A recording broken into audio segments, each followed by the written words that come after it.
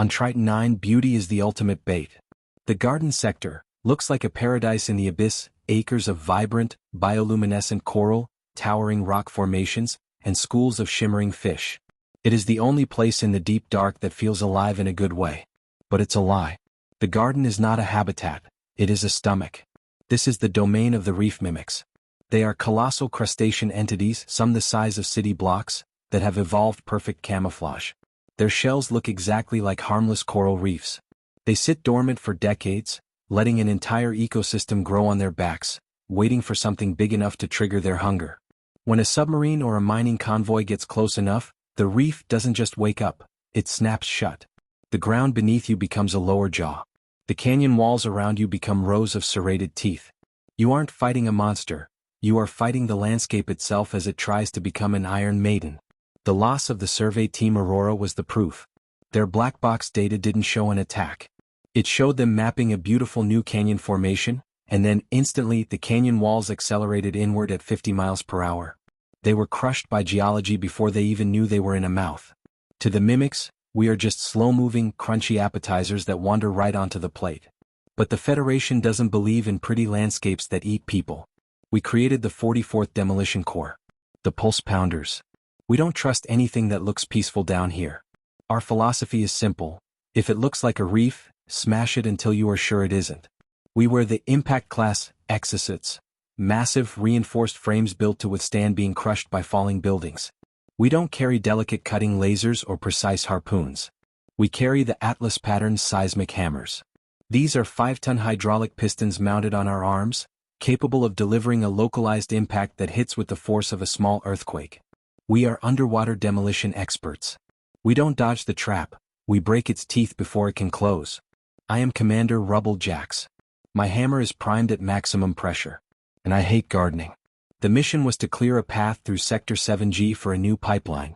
The sonar showed a dense, complex reef structure dead ahead. It looked idyllic. It looked innocent. My danger sense was screaming. All units, impact protocols active. I growled, my voice thick through the haptic link. The liquid oxygen in my helmet tasted metallic. Treat every piece of coral like it has teeth. If it vibrates wrong, put it down. Pounder 2 Sarah, hammer's hot. It's too quiet down here, Jax. The fish are swimming in patterns. They're hurting us. Pounder 3 Kale, seismic sensors are getting weird returns. The density of this rock is shifting. It's soft in the middle. We walked into the canyon. It was a narrow pass flanked by towering walls of glowing blue and purple coral. It was breathtaking. It was also a kill box. We were 50 meters in when the trap sprung. It didn't start fast. It started with a low, grinding groan that vibrated through the water and into our bones. The ground beneath my mag boots shifted. Ambush. It's a mimic. The whole damn canyon is alive. The walls didn't just move, they erupted. What looked like delicate coral formations splintered to reveal jagged, crystalline teeth beneath. The canyon floor buckled upwards, throwing Kale off his feet. The entire structure was closing in on us like a giant, slow-motion vice. Don't let it seal. Break the hinge. I roared. A massive slab of rock, 20 feet tall and covered in razor-sharp barnacles, swung down from the ceiling, aiming to crush Sarah. She didn't try to hold it up. She swung her Atlas hammer in an upward arc. Tum. The impact was catastrophic. The hammer head struck the slab, creating a spherical shockwave in the water that blew the silt away for 100 meters. The rock didn't just crack, it pulverized. The mimic's biological disguise shattered, spraying glowing blue ichor and chunks of calcified flesh into the water. The slab crumbled into gravel around Sarah's armored shoulders. It bleeds. Keep hitting it until it stops moving. I turned my attention to the closing canyon wall on my right. It was pressing against my shoulder plates, the hydraulic servos of my suit whining as they fought the immense crushing weight of the Leviathan. I couldn't get a full swing. I jammed the head of my seismic hammer directly against the wall. Eat this, you oversized pebble. I triggered the pile driver's cycle. The hammer didn't swing. The piston inside the head began to hammer back and forth 3 times a second, delivering rapid-fire seismic shocks directly into the creature's structure. Bang bang bang bang. The wall vibrated violently. Cracks spider-webbed across the beautiful coral facade. The bioluminescence flickered and died. With a final, sickening crunch, the structural integrity of the false wall gave way. A massive section of the mimic's jaw sheared off, tumbling into the abyss below. Kale? Status? I'm pinned. It's got my legs. Kale's voice was tight with strain. I looked back. The canyon floor had risen up, trapping Kale's lower body in a vise of jagged rock teeth. The mimic was trying to grind him down. Sarah, on me. We're cracking the floor. We sprinted toward Kale, the ground shifting and heaving beneath us like the deck of a sinking ship. The mimic knew we were hurting it now. The closing speed increased. The walls were only 10 feet apart and closing fast. We were about to be entombed. We reached Kale.